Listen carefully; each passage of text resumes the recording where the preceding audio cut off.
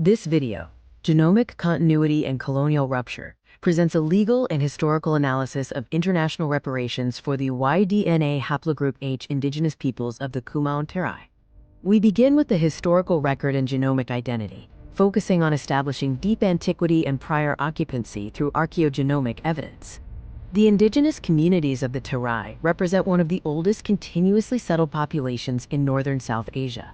Their primary male line ancestry is defined by Y-DNA Haplogroup H, dating back 30,000 to 40,000 years, providing biological proof of prior occupancy.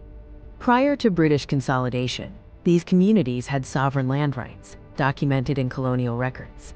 The heavy extraction of resources during World War II, under an implicit colonial compact, was severely breached by their abrupt abandonment in 1947. The pillars of historical injury include the broken compact, the pressured exit due to accelerated British withdrawal, and the demographic shift caused by post-1947 refugee resettlement schemes. The legal analysis and causality section traces the chain of accountability and identifies the international duty bearers responsible for these injuries. The chain of accountability involves several nodes: Allied wartime policy extracting resources, diplomatic pressure forcing accelerated decolonization, constitutional vacuum post-1947, and regional authorities initiating refugee resettlement.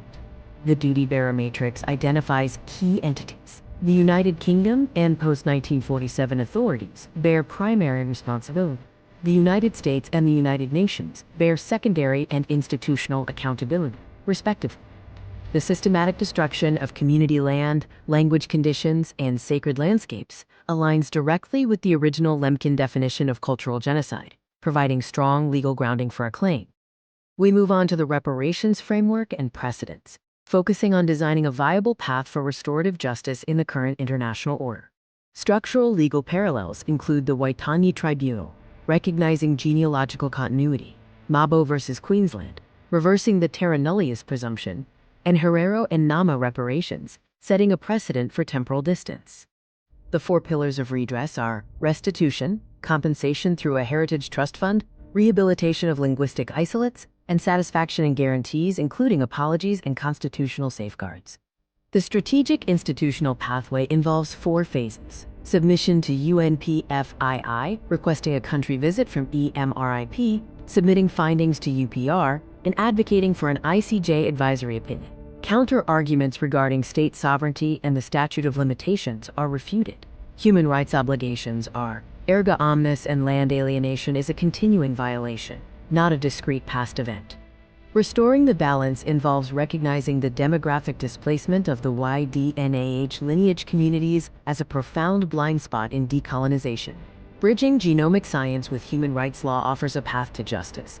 Thank you for your time and attention to this critical issue of reparations for the Y-DNA Haplogroup H indigenous peoples.